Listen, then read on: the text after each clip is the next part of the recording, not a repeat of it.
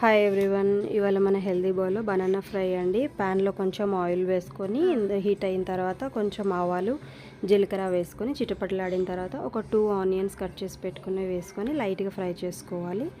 అలాగే ఇందులోకి ఒక 2 రెమ్మలు కరివేపాకు కూడా వేసుకొని అలా ఫ్రై చేసుకోవాలి. ఇందులోకి మనం కొంచెం పసుపు అలాగే అల్లం వెల్లుల్లి పేస్ట్ వేసుకొని పచ్చివాసన పోయేదాకా ఫ్రై చేసుకోవాలి. ఫ్రై చేసుకున్న తర్వాత ఒక 2 బనానాస్ చిన్న చిన్న పీసెస్ కట్ చేసి పెట్టుకొని అవి కూడా ఇందులో వేసుకొని ఫ్రై చేసుకోవాలి. బనానా ఎక్కువసేపు పట్టదండి, ఒక 2 మినిట్స్లో మనకి ఉడికిపోతుంది. సో మూత పెట్టకుండానే ఫ్రై చేసుకోవాలి. ఇందులోకి తగినంత సాల్ట్ వేసుకొని ఒక 2 మినిట్స్ అలా ఫ్రై చేసుకుంటే ఉడికిపోతుంది. ఈలోపు మనం స్పైసెస్ తీసి పెట్టుకోవాలి. కారము, కొంచెం గరం మసాలా, నేను కర్రీలోకి వేసుకోవడానికి సపరేట్గా కొబ్బరి పొడి చేసి పెట్టుకుంటాను. ఆ కొబ్బరి పొడి కూడా ఇందులో వేసుకున్నాను. సో ఇవన్నీ కలిపి ఒక 2 minutes, as it is 2 minutes మనం ఇలా ఫ్రై చేసుకుంటే పొడి